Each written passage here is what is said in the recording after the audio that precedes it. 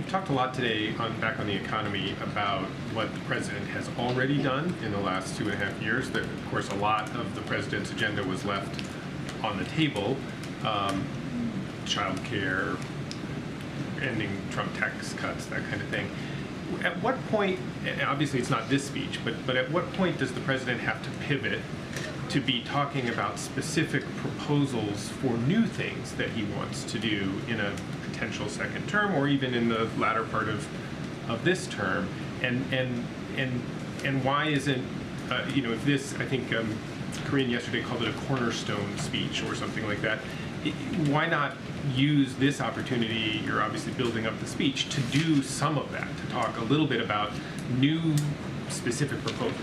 Well, look, part of what we're doing right now is implementing so much of this legislation, right? I mean, we launched a couple of weeks ago invest.gov, where you can go and you can actually see where all the private investment that's coming into the United States, where all of these 35,000 transportation projects are springing up across the country, that is now underway. And we're focused on implementing the incredible pieces of historic legislation this president has gotten done over the last 2.5 years, and making the case that this is the kind of strategy we need to continue to put the pedal to the metal on, so that we can continue this economic progress and not risk undercutting all of that.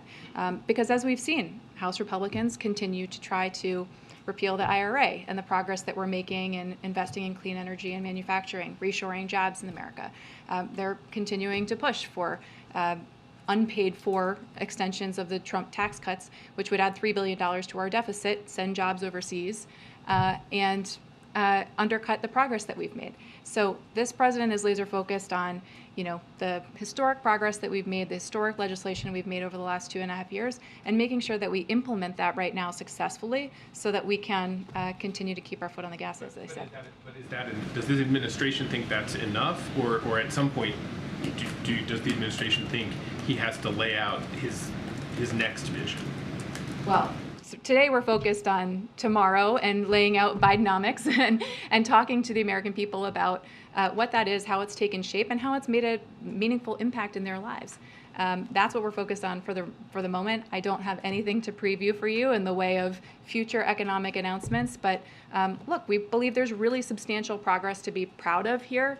13 million jobs, 12 million new small business starts, wages that are rising now as to where they were at the beginning of this administration. Their wages are rising now, even when adjusted for inflation. There are a lot of reasons to see positive signs in this economy as a result of what the president has done, and we want to keep that going. Go ahead, Jared. Thank you. So on that speech tomorrow, is Bidenomics kind of like the message here, that as it relates to inflation, as it relates to a lot of the issues that you guys were dealing with over the last few years, that the worst of it's over? Is that what we're going to hear from President Biden? I am definitely not an economic forecaster. I'm not going to get out my crystal ball. I think, as you've heard Lael just lay out really clearly, however, we've seen a lot of positive signs about inflation moderating. Inflation coming down by 50% over the last year, declining for 11 months straight. Certainly when you look at where other major economies in the world are, the United States has a lower rate of inflation right now than any other major economy. And so that tells us that we are on the right track here, and we've got to continue to keep our foot on the gas. Does the administration share the baseline view of the Federal Reserve that 2% inflation is the goal? I, as you know, cannot comment on the independent monetary policy set forward by the Federal Reserve, so I'm just going to leave that there.